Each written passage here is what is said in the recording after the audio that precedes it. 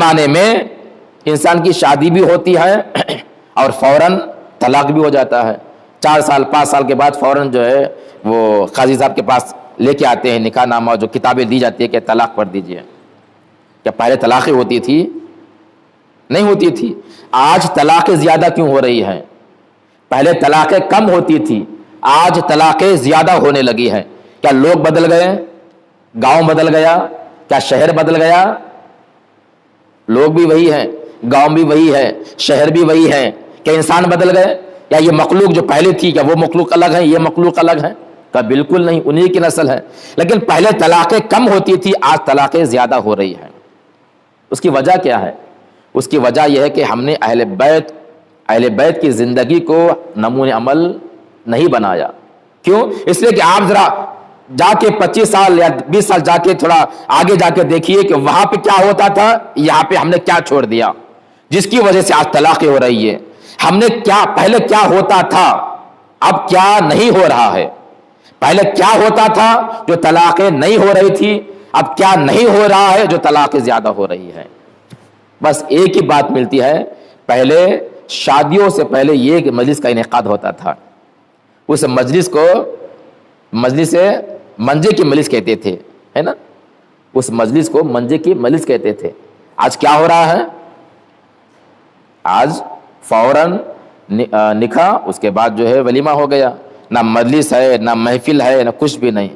آپ دیکھیے اگر گھر میں آپ نکاح سے پہلے, شادی سے پہلے ایک مجلس مختصر کر لیجئے, گھر میں کر لیجئے, لوگوں بلانے کی ضرورت نہیں ہے. گھر میں بیٹھ کر, عورت مرد بیٹھ کر یا گھر کے خاندان والے بیٹھ کر ایک مجلس پڑھ لیجئے. مجلس تو ہو گئی نا. اب مجلس کا مطلب یہ نہیں کہ آپ 200 لوگوں کو بلائیے, مجلس کا مطلب یہ نہیں کہ آپ 400 لوگوں کو بلائیے, کھانا کھلائیے. نہیں, مجلس کا مطلب یہ نہیں ہے. مجلس کا مطلب یہ ہے کہ آپ پاک لوگوں کا پاک ذکر کریے, بس آپ کے مجلس میں لوگ آ جائیں گے. یہ مجلس کا مطلب ہے. پہلے کیا ہوتا تھا, یعنی اگر شادی ہونا ہو تو گھر میں پہلے ایک مجلس ہوتی تھی. جب مجلس ہوتی تھی تو کیا ہوتا ہے, مجلس میں اہل بیت تشریف لاتے ہیں. جب مجلس ہوتی ہے تو گھر میں پنجتن پاک آتے ہیں. جب مجلس ہوتی ہے تو گھر میں ائمہ علیہم السلام آتے ہیں. جب گھر میں مجلس ہوتی ہے تو جناب سیدہ گھر میں آتی ہے. دنیا کا بخیل سے بخیل انسان بھی, دنیا کا کنجوس سے کنجوس انسان بھی, اگر اس کے گھر میں خوشی ہو, سامنے آ کے دروازے فقیر ہاتھ پھیلا دے, آپ خالی ہاتھ جانے نہیں دیتے.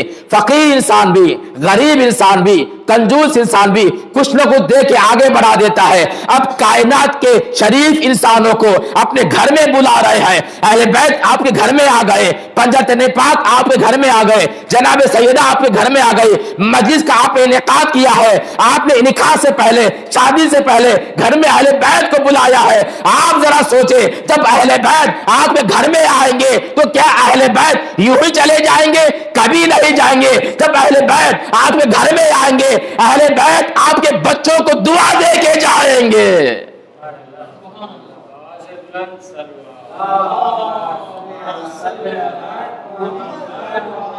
اہل بیت جب آئیں گے تو یوں ہی نہیں چلے جائیں گے, آپ کے بچوں کو دعائیں دے کے جائیں گے, دلہا دلہن کو دعائیں دے کے جائیں گے. جب دلہا دلہن کو جناب سیدہ کی دعا مل جائے گی, پوری کائنات ایک طرف ہو جائے, مگر یہ کبھی جوڑا کبھی طلاق کی نوبت نہیں آئے گی, اس لیے کہ اس جوڑے کو سیدہ کی دعا ملتی ہے.